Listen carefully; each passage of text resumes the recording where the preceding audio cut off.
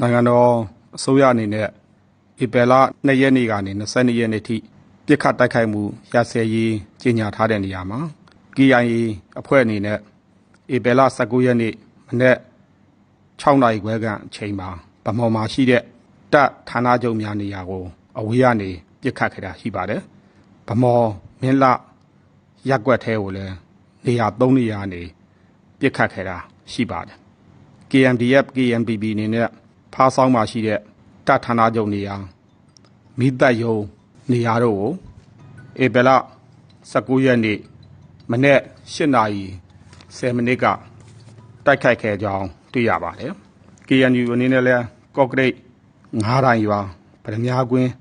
စတဲ့နေရာတွေကိုဧပြီလ19ရက်နေ့မနေ့8နာရီမှာတိုက်ခိုက်ခဲ့တဲ့အပြင်မြဝတီမှာရှိတဲ့မော်ဖားသူလုံခြုံရေး